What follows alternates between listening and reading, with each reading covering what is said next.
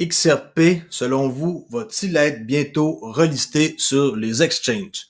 C'est ma question que je vous pose aujourd'hui. Alors, essayez dans les commentaires de me dire votre façon que vous voyez les choses par rapport à est-ce que vous pensez qu'XRP va être relisté d'ici quelques jours, quelques semaines, quelques mois, d'ici le mois de juin? Dites-moi qu'est-ce que vous en pensez. C'est une question que j'aimerais que le plus possible de personnes répondent pour voir qu'est-ce que vous en pensez. Alors, avant, je m'appelle Crypto Ali, j'espère que vous allez bien aujourd'hui, en ce dimanche. On va immédiatement aller voir le prix du XRP qui a bougé quand même pas mal depuis 24 heures, mais qui est redescendu à 50 centimes, malheureusement. Alors, les marchés se portent plutôt bien encore avec 1,8 trilliard de dollars, mais en recul aussi de 2,6.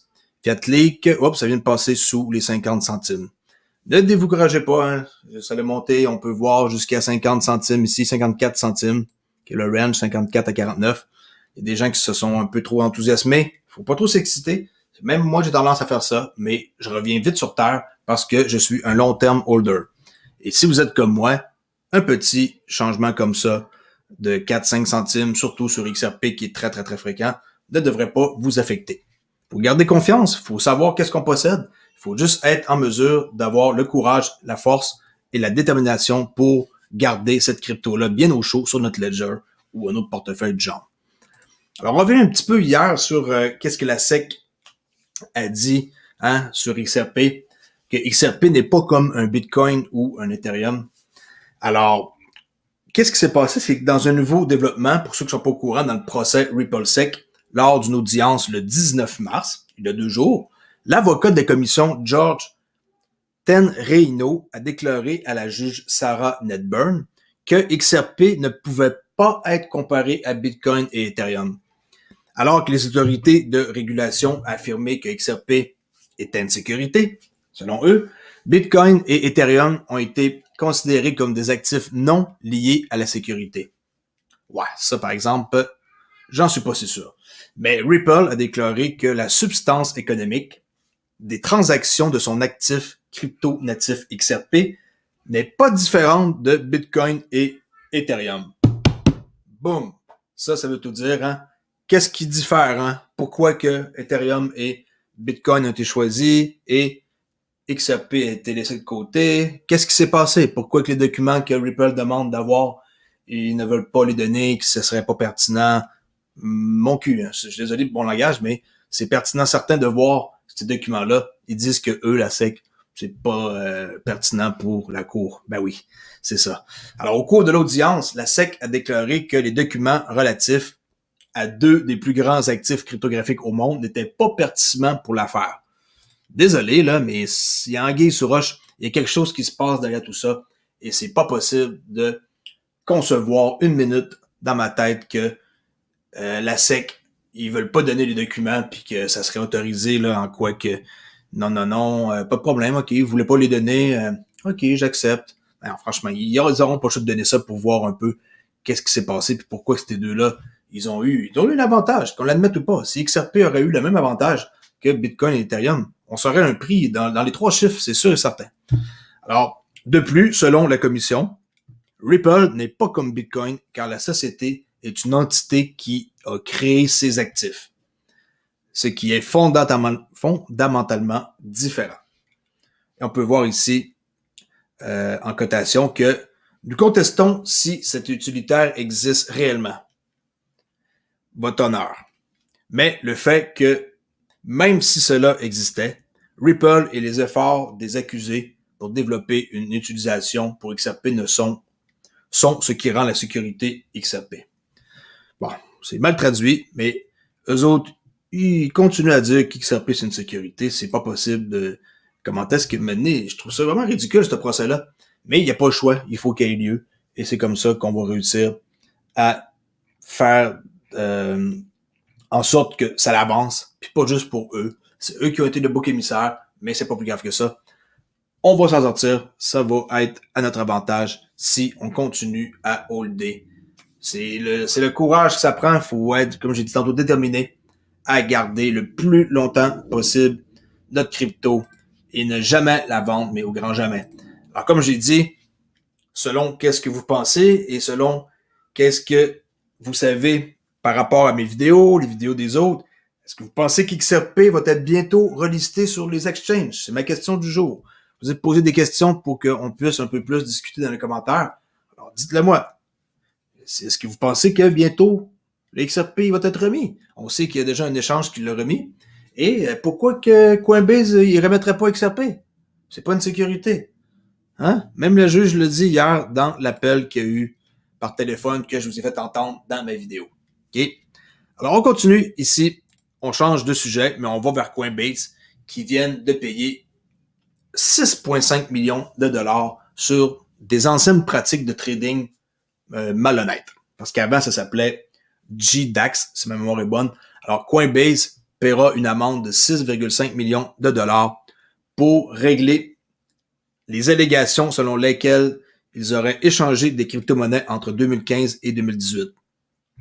On voit qu'ils ont eu des problèmes. Et maintenant, si je peux me souvenir où ce que j'avais souligné, c'est ça, dans le fond, c'était juste pour mentionner ça. Il n'y a pas d'autre chose à dire. Okay? Apparemment, quand c'était JDAX, qui est maintenant qui est Coinbase Pro, c'est là qu'il y aurait eu cette espèce de pratique plus ou moins correcte. Ils ont payé 6,5 millions et merci, bonjour, bye. Le dossier est fermé.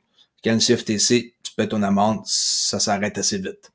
Pour ceux qui ne savent pas c'est qui, Coinbase, ça c'est le fondateur, Brian Armstrong, qui est âgé seulement de 38 ans et qui vraiment est en bonne posture. Et on sait très bien, on va voir dans la prochaine nouvelle, que Coinbase vont devenir public, mais un mois plus tard. C'était censé être lancé ce mois-ci.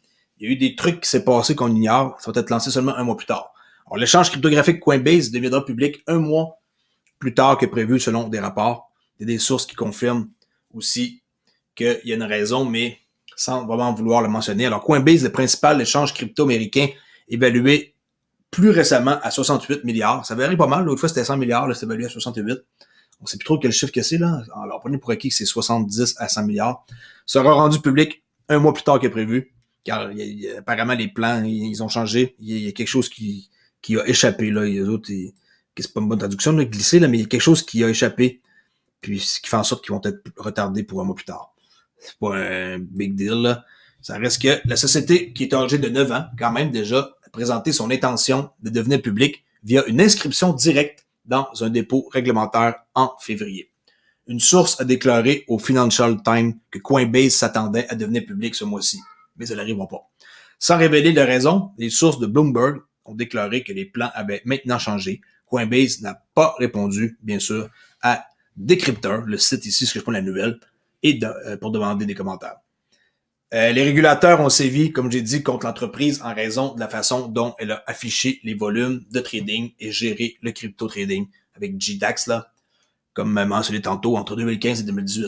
Alors, le CFTC, Commission Future Trading Commission, a annoncé hier que Coinbase avait payé 6,5 millions pour mettre fin au règlement. Alors, l'agence a allégué que GDAX a livré de manière imprudente des faux rapports, ce qui est quand même assez grave, hein, trompeurs ou inexacts concernant des transactions sur des actifs numériques tels que quoi? Bitcoin, comme par hasard. Hein. Bitcoin, hein, c'est là qu'il y a le plus de fraude. Hein. Désolé, même si j'en avais pour 2 millions de dollars, je dirais pareil la même affaire, en quoi que c'est un endroit où il se passe beaucoup de choses, combiné avec Tether, qui est un complet scam. Puis si vous avez du Tether, s'il vous plaît, changez ça en USDC, au moins qui est régulé, ou en DAI. Mais gardez pas trop de Tether en grosse quantité. On sait jamais qu'est-ce qui peut arriver. Très, très bonne idée de convertir ça en quelque chose d'autre. OK? Parce que, pourquoi je dis ça? Parce que Tether, ça sert à quoi? Ça sert à faire monter le prix du Bitcoin. C'est prouvé que quelqu'un qui imprime de l'argent, ils font plus de Tether, le prix du Bitcoin monte. Quand le prix du Bitcoin baisse, c'est parce qu'il imprime moins d'argent. Puis il y a plein de choses pour prouver ça, là. Je pourrais qu'on en reparle dans une prochaine vidéo. Ici, je voulais vous parler un petit peu du stablecoin qu'on va avoir éventuellement, qui s'appelle Orei, peu importe là, comment on le prononce. Là. Okay, on voit que c'est un nom souvent en anglais, là, Orei, qui va être le premier du genre, okay, émise par une banque décentralisée, qui va être Probity, okay, on va voir ça, et utilisée par de nombreux réseaux de valeurs. Et ça, à quelle place que ça va se ramasser, ça? Ici, selon vous, ça va se ramasser avec l'application de crédit ici Trustline. Et comme j'ai dit, qui va être dans une voûte Probity, qui va être une banque, et qu'eux vont émettre le stablecoin OREI. Ça, c'est une excellente nouvelle. J'en ai parlé grosso modo. Puis bon, ici, il y a quelqu'un qui demande sur quel échange cette pièce va être échangée. Bon, elle va s'appuyer comme c'est pas une grosse nouvelle, là. Pas une grosse nouvelle, sur le réseau Flare. Je cherchais le mot. Des fois, je vais en perdre mes mots, hein. Alors, ça va être sur le réseau Flare. Puis ça va permettre aux utilisateurs d'utiliser la Trustline, OK? Trustline, pour être capable de faire de la finance décentralisée. Alors, réseau Flare, la banque qui est une voûte Probity qui va émettre un stablecoin décentralisé qui s'appelle Auray. Et nous, on va en profiter, on va pouvoir prendre ça, on va pouvoir le placer, on va pouvoir faire des prêts avec, on va pouvoir le mettre en collatéral. Toutes des belles choses comme ça s'en viennent avec le réseau Flare et je vous suggère fortement de vous y intéresser si vous n'êtes pas encore intéressé. Ça risque d'être plutôt intéressant pour les détenteurs de nous comme Spark, qu'on va arriver avec Flare, nous FXRP, mettre ça dans un pool FDodge, FLTC Litecoin, XLM qui arrive bientôt.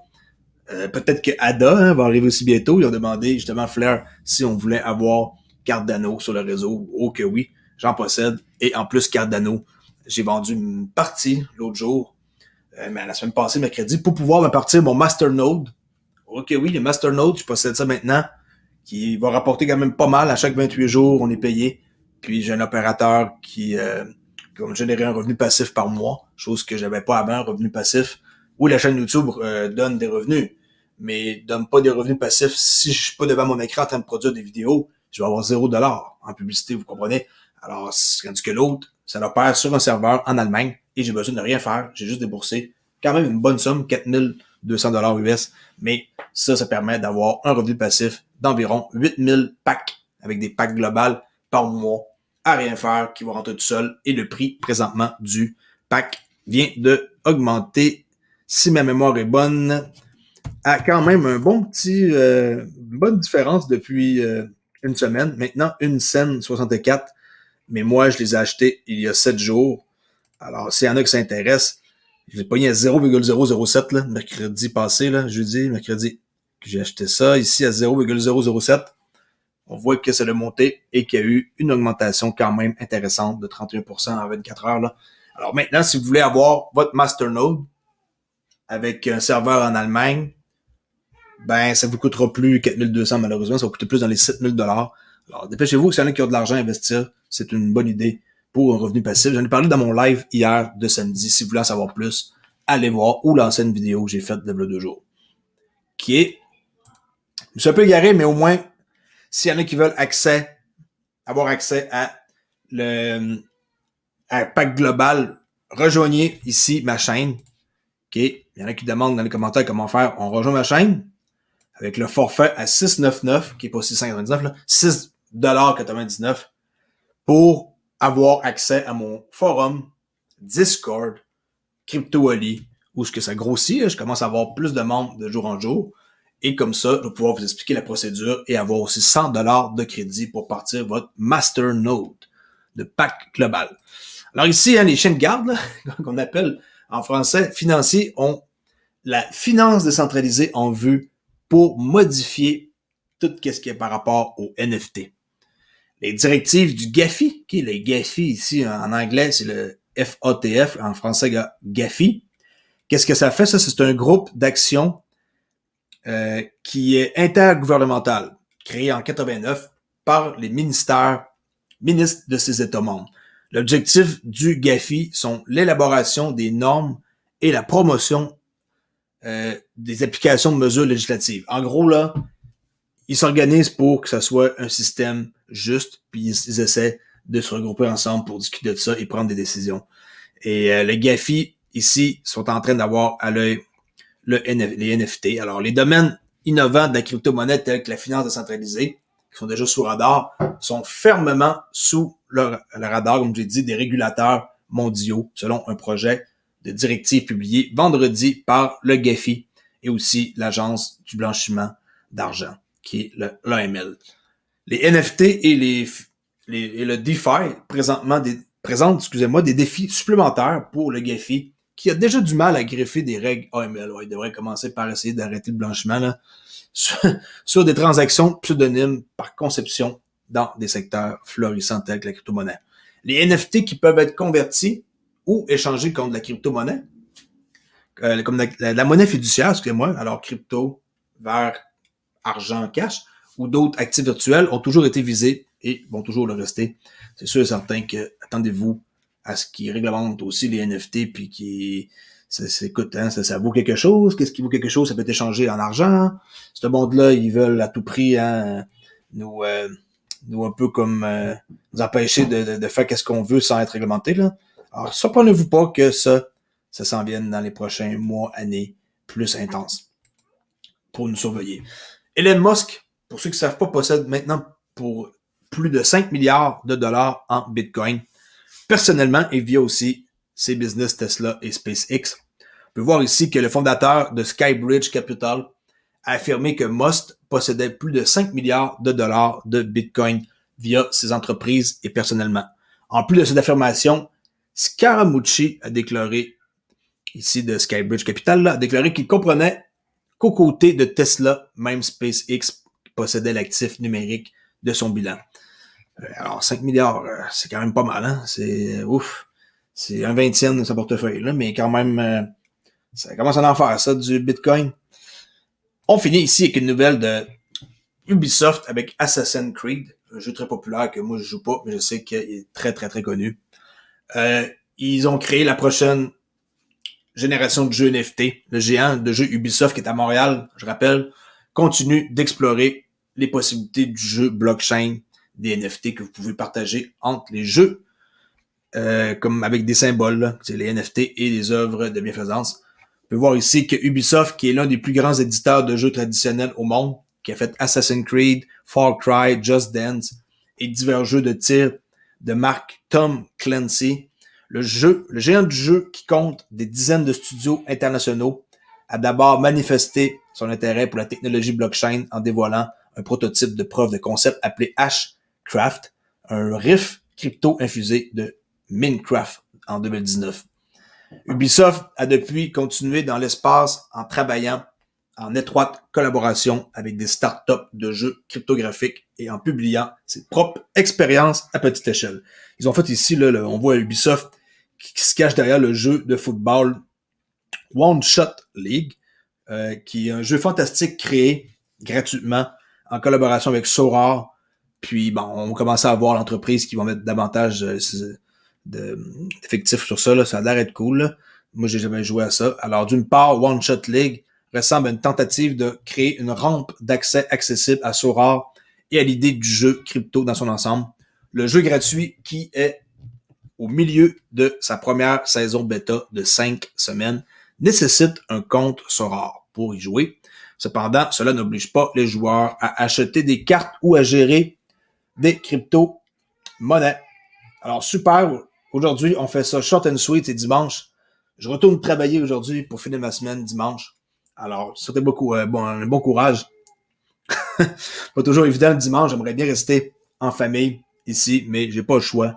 Je vais aller gagner ma vie pour essayer de faire du mieux que je peux, hein, puis revenir ici ce soir pour continuer à faire des vidéos pour vous, continuer à accumuler et à stacker ma crypto, et par la suite, attendre impatiemment le jour où je vais donner ma démission, qui me ferait le plus énormément plaisir, comme bien plusieurs d'entre vous. Alors, je vous rappelle ici que XRP, je voulais savoir la question du jour, s'il va être relisté bientôt sur les exchanges. Alors, dites-moi là dans les commentaires, ça me ferait plaisir de voir ça.